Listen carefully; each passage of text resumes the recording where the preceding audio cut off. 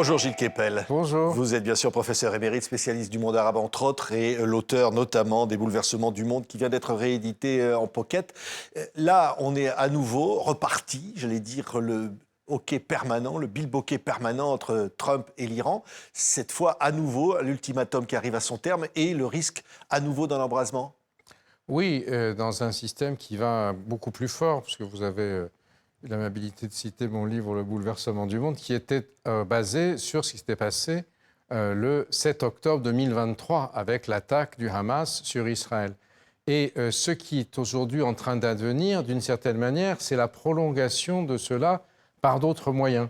Puisque vous vous souvenez, ensuite, il y avait eu la répression israélienne sur Gaza, puis la destruction du Hezbollah en septembre 2024, on la croyait définitive, ce n'était pas vraiment le cas. Ensuite, la liquidation du régime Assad et le remplacement par le régime islamiste recyclé, djihadiste recyclé de Ahmed al-Sharia, dont on nous disait qu'il détestait l'Iran. Et ensuite, les milices irakiennes pro-chiites, pro-Iran qui semblent avoir été démantelées. Et enfin, la guerre des 12 jours, inconclusive, sur le territoire iranien, bombardée par Israël et les États-Unis. Et là, de nouveau, on a depuis le 28 février cette offensive qui a maintenant dépassé un mois, qui a abouti à un cessez-le-feu assez précaire et où on est d'une certaine manière en train de passer, au jour où nous parlons, de l'affrontement sur le champ de bataille proprement dit à l'affrontement géopolitique et géoéconomique. Et ça, c'est quelque chose de gigantesque parce que cette guerre limitée au départ au Moyen-Orient est une guerre qui concerne l'ensemble de la planète à travers les chaînes d'approvisionnement en pétrole, en gaz naturel, en hélium, etc., les compagnies aériennes, la navigation maritime. Donc c'est quelque chose qui prend en otage la totalité du monde et on n'est plus du tout dans l'univers qui avait commencé en 1989 avec la chute du mur de Berlin et une espèce de mondialisation sous l'égide bienveillante, entre guillemets, oui, des États-Unis et de l'OTAN. L'OTAN elle-même est Donald Trump lui lance des boules de bowling dessus en permanence, si vous voulez, pour se faire tomber les quilles. Et vous avez entendu, on a un président américain qui est tout à fait bizarre, qui change de propos tous les jours. Un jour on négocie, un jour on tape. Son dernière expression, c'était « ça suffit de faire le gentil ». En anglais, c'était « no ». Fini la gentillesse. Voilà, « no ». Ça y est, là, on va maintenant... Oui, c'est en anglais « no more Mr. Nice Guy ». Et donc, vous savez qu'aux États-Unis, aussi l'expression, ce qu'on appelle le good cop et le bad cop, le flic sympa et le flic pas sympa. Et donc, je ne suis plus le flic sympa, là, maintenant je vais être le flic pas sympa, je vais cogner. Oui. Mais le good cop et le bad cop, le bon et le mauvais flic, ils bossent ensemble, si vous voulez. Oui. C'est pour... En même temps, il va aller négocier au Pakistan, il envoie des events. On ne sait pas. C'est-à-dire, il s'est trompé quand il a annoncé ça. Il avait dit la veille au matin, il n'y aura pas de négociation. Il y aura une négociation, mais Vance n'y va pas pour raison de sécurité. Après, il a dit le vice-président Donald Trump y va, c'est-à-dire il a tout mélangé. Donc aujourd'hui, théoriquement, les Américains y vont ou vont y aller. Alors que les Iraniens disent, ne veulent attention, pas y aller. Oui, c'est plus subtil que ça. Ils ne confirment pas leur participation. Et ce qu'on voit quand même en ce moment, une évolution de la guerre, c'est qu'en dépit de la brusquerie et de la foutraquerie, si j'ose dire, du président des États-Unis, il semble désormais quand même que les États-Unis aient un avantage stratégique. Au départ, dans cette affaire, l'Iran avait bloqué le détroit d'Ormuz, ce qui était une histoire impressionnante, puisque avec quelques canons et puis des esquifs munis de lance-roquettes, il pouvait bloquer la circulation des tankers qui transportent 20% du pétrole mondial, du gaz liquéfié du Qatar, etc. Donc c'était avec rien, avec l'arme du pauvre, hein, avec des esquifs, de même qu'il se battait avec des drones à 15 000 $ pour détruire les data centers en Arabie Saoudite, les usines de liquéfaction de gaz, des désalinisations, etc. Ils avaient réussi à prendre en otage le monde entier. Et là, les États-Unis ont fait une contre-offensive, cette espèce de contre-blocus qui est un peu plus large que dans le golfe d'Ormuz, en mer d'Arabie, où ils empêchent désormais de passer soit les bateaux qui ont chargé en Iran, soit ceux qui s'y dirigent. Et vous avez vu que tout récemment, un bateau battant pavillon iranien et accusé de transporter du fuel pour missiles chinois a été attaqué par les garde-côtes américains, enfin pardon, les destroyers américains, par le blocus américain. Et c'est la raison qu'ont évoqué les Iraniens pour dire on ne confirme pas. Mais du côté iranien, vous avez deux sons de cloche maintenant. Vous avez d'un côté ceux qui annoncent qu'ils vont négocier, qui sont le ministre des Affaires étrangères Araghchi et le président Pezeshkian, qui sont entre guillemets considérés comme des modérés. Et ceux qui disent non, on n'y va pas, ce sont les gardiens de la révolution. Et le système iranien, depuis la République islamique, depuis 47 ans, était basé sur le fait qu'il y avait une espèce de clé de voûte qui était le guide suprême. Khomeini d'abord, Khamenei père ensuite. Après la liquidation de Khamenei père le 28 février au matin par une attaque aérienne israélienne et américaine, on a eu donc l'élection du fils, qu'on n'a jamais vu. C'est un peu comme l'imam caché du chiisme, et qui en réalité, le fils est un gardien de la révolution, à qui on a mis une toge religieuse dessus, qui émet des instructions, mais qui n'est plus celui qui fait le consensus du système, vous voyez. Donc aujourd'hui, les États-Unis font face à un leadership iranien qui est clivé, un pays qui est dans un état épouvantable, qui était déjà en mauvais état avant la guerre. Vous vous souvenez que les manifestations du mois de janvier avaient eu pour but de lutter contre les malversations financières faites par la Banque des gardiens de la Révolution, la banque Ayande, qui faisait des pyramides de Ponzi. Donc tous les déposants étaient ruinés, un peu comme au Liban quelques années auparavant. Et cela dans un pays où l'hiver, on crevait de froid alors qu'il y a énormément de gaz parce que le gaz était vendu en contrebande aux Pakistanais, dont les infrastructures étaient très largement détruites. Et là, les lendemains de la guerre en Iran, qui commencent déjà, vont être catastrophiques puisque les infrastructures détruites vont amener des masses de chômage, l'inflation va augmenter terriblement, la monnaie s'effondrer. Donc la gestion de l'après-crise va être extrêmement difficile pour le régime iranien, en dépit de son extraordinaire résilience face aux Américains et aux Israéliens, notamment grâce à ce qu'on appelle l'État mosaïque, c'est-à-dire le fait qu'ils aient disséminé les centres de pouvoir et de lancement de missiles un peu partout sur le territoire et qu'ils aient attaqué les pays arabes voisins, les pétromonarchies. Ça veut dire que le temps donne raison aux Américains? Enfin, raison, je ne sais pas, mais leur donne aujourd'hui, on voit bien dans les atermoiements sur les négociations, ce sont les États-Unis qui aujourd'hui ont l'initiative. Alors, est-ce que les Iraniens vont trouver une parade à cette initiative? C'est assez compliqué parce que la grande parade, c'était le détroit d'Ormuz. Et aujourd'hui, ça s'est retourné contre les Iraniens. C'est les Américains qui bloquent et qui surtout tapent l'Iran au portefeuille, puisque ce qui faisait que l'Iran pouvait continuer à vivre, c'était l'argent que les Chinois notamment payaient pour le gaz et le pétrole iranien. La Chine peut faire pression aussi. Oui, alors la Chine n'y a pas complètement intérêt, puisque la Chine a intérêt à embarrasser les États-Unis. Mais d'autant plus que pour l'instant, la Chine a encore d'énormes réserves de pétrole. Ils en avaient acheté beaucoup en anticipation, peut-être qu'ils avaient quelques informations d'initiés aussi. Et pour l'instant, ils ne sont pas complètement à sec, si j'ose dire. Les Russes leur ont fait toutes sortes d'offres de services en leur disant « mais on va vous ouvrir un territoire, des pipelines vers chez vous ». Les Chinois ne sont pas extrêmement désireux d'être dépendants complètement des Russes. Vous voyez, donc, on voit comment une carte du monde est en train de se redessiner aujourd'hui dans un système d'aléas absolument complet. Oui, on semblait voir Trump en difficulté alors que lors du dernier cessez-le-feu, des nouvel ultimatum qui avait été donné, finalement on a l'impression que les Iraniens avaient remporté la partie, notamment pour un contrôle du détroit d'Ormuz. Et là, on se rend compte que rien n'est fait.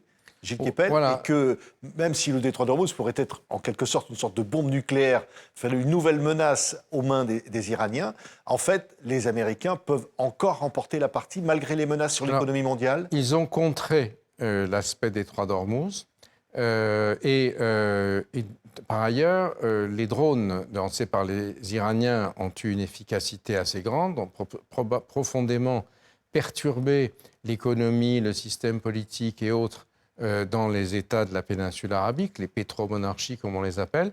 Mais aujourd'hui, en fait, ça n'est pas si terrible que ça parce que le détroit est bloqué, mais les Saoudiens ont réussi à travers leur pipeline qui va de l'est à l'ouest, donc qui aboutit, les champs pétrolifères sont sur le golfe Persique ou arabo-persique, et il y a un terminal à Yanbu, en mer Rouge, qui évacue aujourd'hui 7 millions de barils par jour.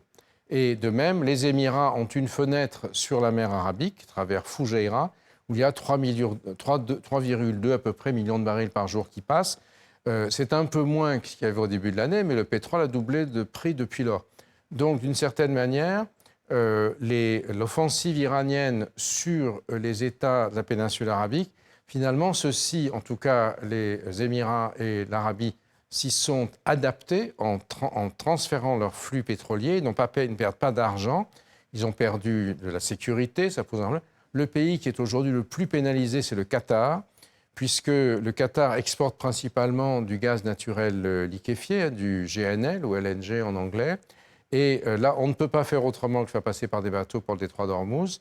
Les installations ont été détruites et c'est un système de compression qui sont difficiles et longues à réparer. Et c'est lui qui souffre le plus, mais c'est le monde entier aussi, puisque avec le LNG, on fait, comme on ne le savait pas avant, maintenant tout le monde le sait, de l'hélium, des engrais, on favorise le kérosène pour les avions, etc. Et donc tout ça a pour effet des perturbations mondiales à venir. Hein. Les engrais, par exemple, sont ça. Dans l'hémisphère nord, c'est la saison des semis. Et donc, les semis sans engrais, ça fait que la récolte à l'automne risque d'être beaucoup moins bonne. Donc... Mais Gilles Kepel, l'un des objectifs était de mettre fin au programme nucléaire iranien. Les Américains n'ont pas réussi à saisir l'uranium enrichi qui pourrait fabriquer demain des bombes atomiques. De même qu'Israël n'a pas totalement éliminé le Hezbollah, ni désarmé le Hezbollah, comme le souhaite la France, au Liban en particulier, on le voit bien. Alors, pour l'uranium enrichi, effectivement, il y a toujours 450 kilos qui se promènent quelque part, enfouis profondément sous la terre. Ils sont là, mais la capacité de l'Iran, dans l'état où est le pays, à retraiter cet uranium et à en faire quelque chose qui pourrait équiper des vecteurs, ça me semble quand même assez complexe. Et ça va faire partie de la négociation, parce que dès que négociation il y aura, on verra bien si le système iranien tient nez au variétour, sans bouger, tel qu'il est actuellement, ce qui m'étonnerait quand même, ou s'il est obligé de faire des concessions pour survivre, ou s'il y a un régime successeur qui est prêt à négocier cette question. Pour le Hezbollah au Liban, effectivement, là, c'est un problème qu'on n'a pas complètement résolu. Comment se sont-ils reconstitués? Puisque le Hezbollah, en septembre 2024, avec la fameuse opération des beepers piégés, des talkie-walkie piégés, vous vous en souvenez, qui sera enseignée dans les écoles de renseignement pendant des années, je pense, finalement, ça n'a pas marché. Tuer Nasrallah, le patron du Hezbollah, qui était très profondément sous terre avec des bombes hallucinantes, puisqu'il s'est passé quelque chose qui a fait que le Hezbollah a reconstitué sa capacité de frappe sur Israël, probablement à partir de gardiens de la Révolution qui ont été infiltrés au Liban avec des vrais faux passeports libanais, avec des complicités à l'intérieur sans doute de certains services de sécurité du Liban. Et on pensait jusqu'alors qu'ils étaient venus surtout par l'aéroport de Beyrouth, qui est en zone chiite, ou par la mer. Et on vient de découvrir maintenant, opportunément, que les tunnels de contrebande de Syrie qui passaient autrefois vers le Liban, un certain nombre d'entre eux ont été maintenus en activité, bien qu'on ait un régime djihadiste sunnite ou post-djihadiste sunnite en Syrie. Est-ce que les gens ont été achetés? Est-ce que ceci ou cela? En tout cas, le régime syrien actuel vient de montrer à la presse un grand nombre de tunnels par lesquels toutes sortes de choses pouvaient être approvisionnées. Ce qui est tout à fait surprenant quand on connaît la capacité des renseignements israéliens à contrôler ce genre de choses. Mais donc ça veut dire qu'Israël peut s'arrêter alors que l'objectif n'a pas été atteint, c'est-à-dire neutraliser totalement le Hezbollah, voire, vous le disiez à l'instant aussi, la menace nucléaire. C'est-à-dire qu'au fond, est-ce que l'intérêt des Américains, et notamment par rapport aux élections de midterm, de mettre fin à ce conflit va peser plus? Alors on voit qu'il y a une divergence aujourd'hui entre les calendriers américains et israéliens. Pour Trump, il faut absolument stopper l'hémorragie électorale, puisque la hausse du pétrole, au fond, fait l'affaire des pétroliers américains, qui financent peut-être Trump, je ne sais pas. En revanche, elle ne fait pas l'affaire des électeurs, qui payent à la pompe beaucoup plus cher. Donc eux ne sont pas contents. Trump, aujourd'hui, a 67% de taux de désapprobation sur la guerre aux États-Unis et 33, ce qui reste, d'approbation, ce qui n'est pas beaucoup. Donc avec ça, ça fait des midterms où le Parti républicain connaîtrait une véritable déroute. Mais il n'est pas pressé, lui, en même temps. Bon, le business, c'est ça l'un des intérêts de cette guerre, enfin des leçons de cette guerre, c'est que c'est une guerre qui est faite par le business aussi avec les grandes compagnies, avec les avec les GAFA, excusez-moi. Et ça, c'est tout à fait différent des guerres qu'on a vues autrefois. Gilles Kepel, c'est une guerre du business? Ça joue un rôle très important parce qu'il y a des gens qui gagnent et des gens qui perdent dans cette guerre. Et les grandes compagnies américaines l'emportent aujourd'hui. Les États-Unis sont globalement économiquement gagnants, à part pour le malheureux qui va faire son plein d'essence. L'Asie est beaucoup plus touchée parce que l'Asie est aujourd'hui en état de pénurie de butagaz, par exemple. Les prêcheurs ne prennent plus la mer. Pour l'instant, l'Europe est en situation d'inflation. Il n'y a pas encore de pénurie. Mais on ne sait pas comment l'aviation va évoluer dans les mois qui viennent. Aujourd'hui, c'est engagé avec beaucoup de préoccupations. Je reviens un instant sur Israël, vous m'avez posé la question. Israël a établi une espèce de zone, une ligne dite jaune. Maintenant, c'est la nouvelle couleur à la mode. À Gaza aussi, c'est la ligne jaune qui sépare le Gaza occupé du Gaza qui est contrôlé par Hamas, et de 5 à 10 kilomètres où ils essayent de faire un no man's land en détruisant tout.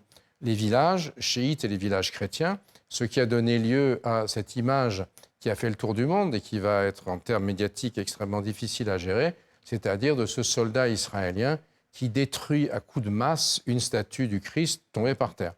Donc là, on voit bien... Israël a reconnu. L'Israël a reconnu, mais reconnu. Évidemment, si vous regardez sur les réseaux sociaux, vous avez d'un côté le peuple déicide, les autres, vous avez des sites dans le monde musulman qui montrent d'un côté le soldat israélien qui détruit le Christ et de l'autre une statue de la Sainte Vierge qui est nettoyée par une gardienne de musée. Enfin, tout ça est évidemment un enjeu aussi, que cette guerre se livre sur le terrain militaire d'une certaine manière, dans les salles de marché, sur la navigation maritime et également dans le monde virtuel, avec les images, les fakes, tout ce qui est engendré, puisqu'il faut parler bien français sur TV5 Monde, tout ce qui est engendré et non pas généré par les réseaux sociaux.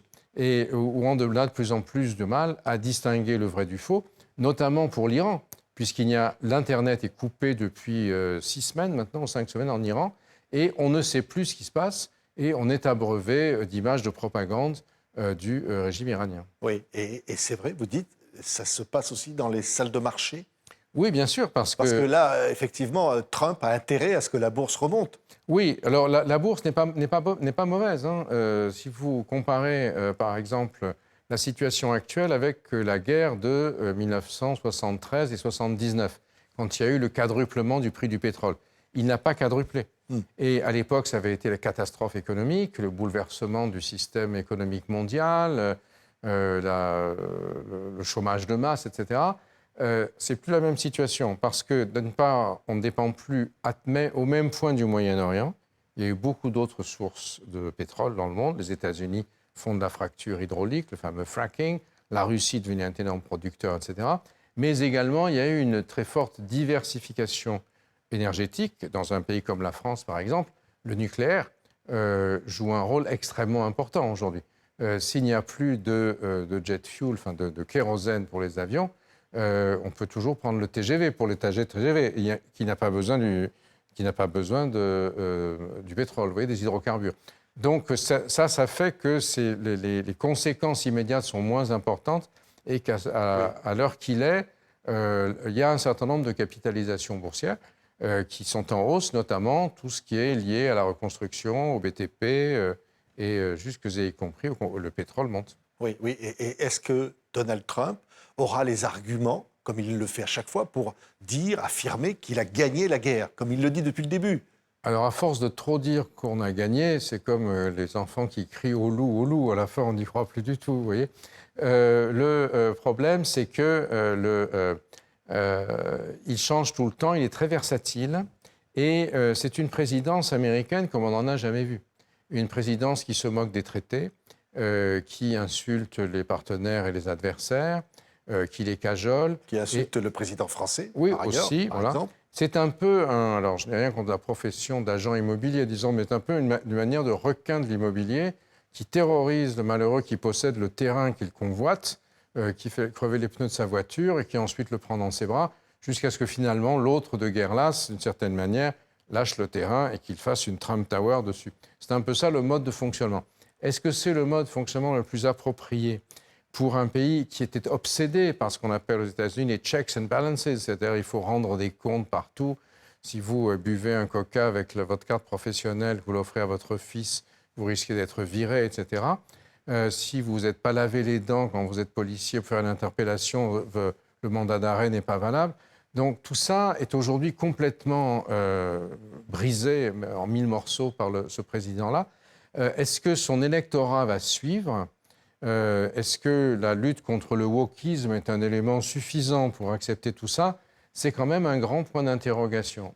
S'il arrive à l'emporter définitivement contre l'Iran, c'est une chose. Ce serait quoi, par exemple, Gilles Kepel, la preuve d'une victoire définitive sur l'Iran? Mais ça serait l'Iran pourrait accepter une forme de capitulation?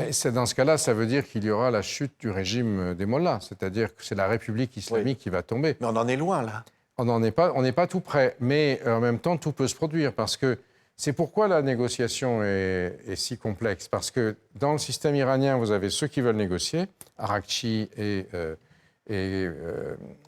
Pezeshkian, visiblement, avec quelques autres, et puis les gardiens qui veulent être le dernier bastion de la résistance militaire.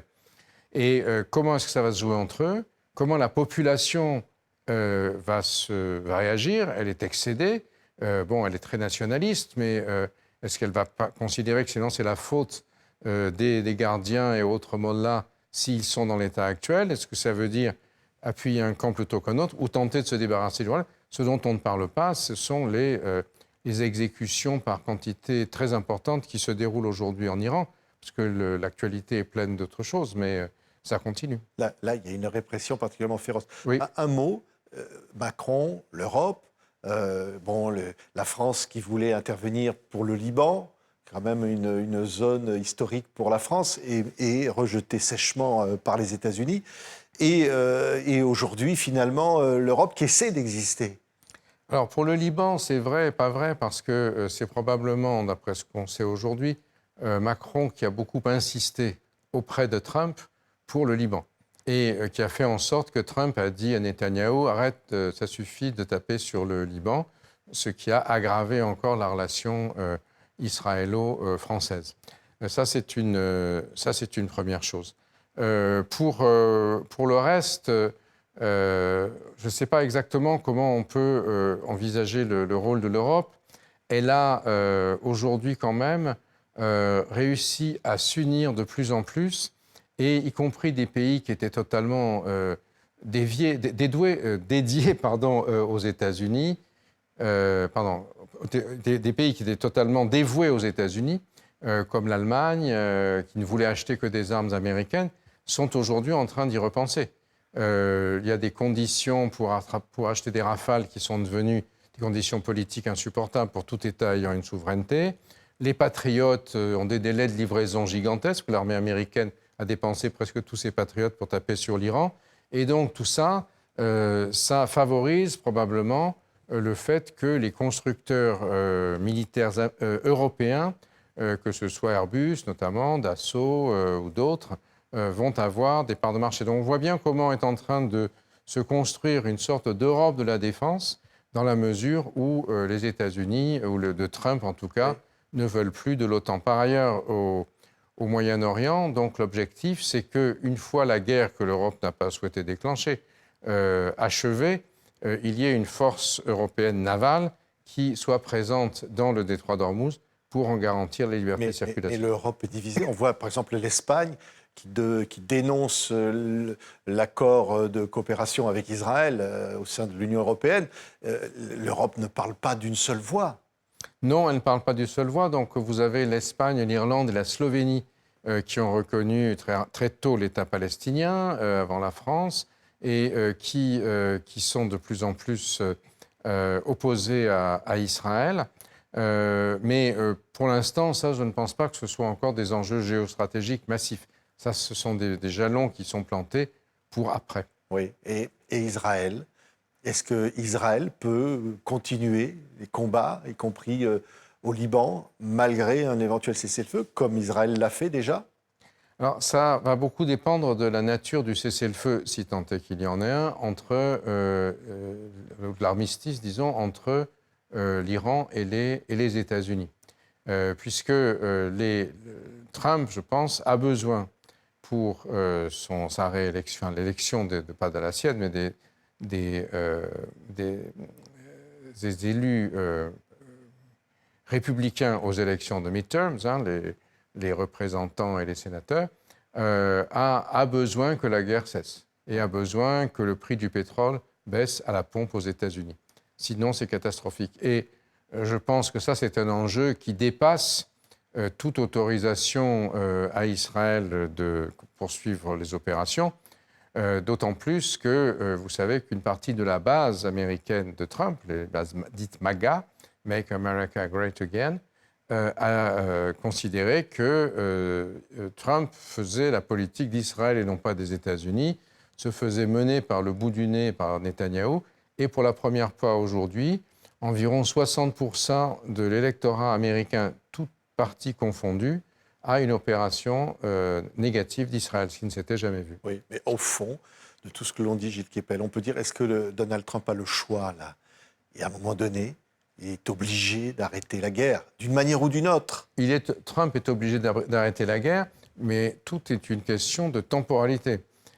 Lui, il faut qu'il l'arrête en ayant fait capituler ou en ayant donné le sentiment qu'il a gagné et que l'Iran a perdu. Et ça, c'est le plus vite possible. Les gardiens de la révolution iranienne, au contraire, eux, sont prêts à se bunkériser en dépit de toute souffrance, imploser une population dont ils se fichent, le plus longtemps possible pour que Trump se prenne les pieds dans le tapis, si j'ose dire, perçant peut-être, et ne gagne pas les midterms. Au jour d'aujourd'hui, où les négociations devraient avoir lieu à Islamabad, mais où les Iraniens cannent, c'est les États-Unis. Ce sont les États-Unis qui ont, à mon avis, qui ont l'initiative. Oui. Est-ce qu'ils vont être capables de la garder ? On n'en sait rien, mais c'est en tout cas comme ça qu'au jour le jour, la situation se présente. Oui. Bouleversement du monde, c'était le titre de votre livre. L'ordre mondial ne sera plus jamais le même. La menace d'une guerre mondiale est définitivement écartée aujourd'hui?